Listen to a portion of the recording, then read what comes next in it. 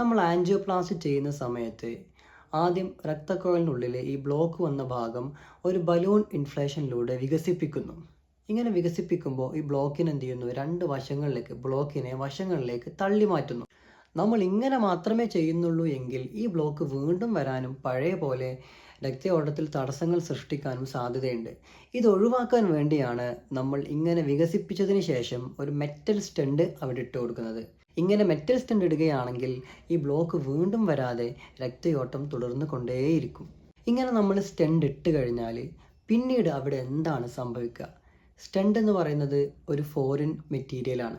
മറ്റേതൊരു ഫോറിൻ സബ്സ്റ്റൻസിനോടും ശരീരം എങ്ങനെ പ്രതികരിക്കുമോ അതുപോലെ തന്നെയാണ് ഈ സ്റ്റെൻഡിനോടും പ്രതികരിക്കുക. ഈ സ്റ്റെൻഡുകളെ രക്തക്കുഴലിൻ്റെ ഭിത്തിയുടെ ഭാഗമാക്കാൻ വേണ്ടിയിട്ട് അവയെ ഒരു ടിഷ്യൂ അല്ലെങ്കിൽ ഒരു തൊലി വന്ന് മൂടും. ഇങ്ങനെ മൂടിക്കഴിഞ്ഞാൽ കാലക്രമേണ ഈ സ്റ്റെൻഡ് രക്തക്കുഴലുകളുടെ ഭിത്തിയോട് ചേർന്ന് എന്നേക്കുമായിട്ട് അതിൻ്റെ ഭാഗമായിട്ട് മാറും. നമ്മൾ ആദ്യ കാലങ്ങളിൽ ഉപയോഗിച്ചിരുന്നത് ബെയർ മെറ്റൽ സ്റ്റെൻഡുകളാണ്, അഥവാ BM സ്റ്റെൻഡുകളാണ്. ഈ സ്റ്റെൻഡിന് ഒരു പ്രശ്നം ഉണ്ടായിരുന്നു. അതായത് നമ്മൾ ഈ സ്റ്റെൻഡുകളെ രക്തക്കുഴലിൻ്റെ ഭിത്തിയോട് ചേർക്കാൻ വേണ്ടിയിട്ട് ഒരു ടിഷ്യൂ അല്ലെങ്കിൽ തൊലി വന്ന് മൂടും എന്ന് പറഞ്ഞിരുന്നില്ലേ? ഈ പ്രക്രിയ BM സ്റ്റെൻഡുകളിൽ വളരെ കൂടുതലായിട്ട് കണ്ടിരുന്നു. അതായത് നാച്ചുറലായിട്ട് ഈ സ്റ്റെൻഡിനെ ടിഷ്യൂ വന്ന് കവർ ചെയ്ത് കഴിഞ്ഞാലും ഈ ടിഷ്യൂ ഗ്രോത്ത് നിൽക്കുന്നില്ല.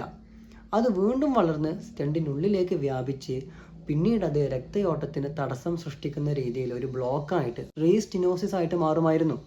ഇങ്ങനെ വരുമ്പോൾ രോഗികൾക്ക് വീണ്ടും പഴയ പോലെ കിതപ്പും നെഞ്ചുവേദനയും ക്ഷീണമൊക്കെ അനുഭവപ്പെട്ടിരുന്നു.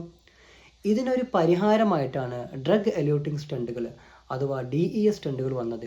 ഈ സ്റ്റെൻഡിൻ്റെ പ്രത്യേകത എന്ന് പറഞ്ഞു കഴിഞ്ഞാൽ നമ്മൾ നേരത്തെ പറഞ്ഞ എക്സസ് ആയിട്ടുള്ള അമിതമായിട്ടുള്ള ടിഷ്യൂ ഗ്രോത്തിനെ പ്രിവെൻറ്റ് ചെയ്യാൻ വേണ്ടിയിട്ട് കുറച്ച് മരുന്നുകൾ ഈ സ്റ്റെൻഡിൽ നമ്മൾ നിക്ഷേപിച്ചിട്ടുണ്ടാവും. 3 മുതൽ 6 മാസത്തോളം സമയം ഈ സ്റ്റെൻഡുകൾ ഇത്തരം മരുന്നുകൾ ഇങ്ങനെ റിലീസ് ചെയ്തുകൊണ്ടിരിക്കും. അതുകൊണ്ട് എക്സസ് ആയിട്ടുള്ള ടിഷ്യൂ ഗ്രോത്ത് ഉണ്ടാവുകയില്ല. പക്ഷേ ഇങ്ങനെ ടിഷ്യൂ ഗ്രോത്ത് വല്ലാണ്ട് കുറയുമ്പോൾ അവിടെ വേറൊരു പ്രശ്നമുണ്ട്. അതായത് നാച്ചുറലായിട്ട് നമ്മൾ സ്റ്റെൻഡിനെ തൊലി വന്ന് മൂടണം, അല്ലേ? തൊലി വന്ന് മൂടി അത് ഭിത്തിയോട് ചേരണം. പക്ഷേ ഈ ടിഷ്യൂ ഗ്രോത്തിന് നമ്മൾ ഈ മരുന്ന് വെച്ച് ഇൻഹിബിറ്റ് ചെയ്യുമ്പോൾ ഈ പ്രക്രിയ അതും വൈകും.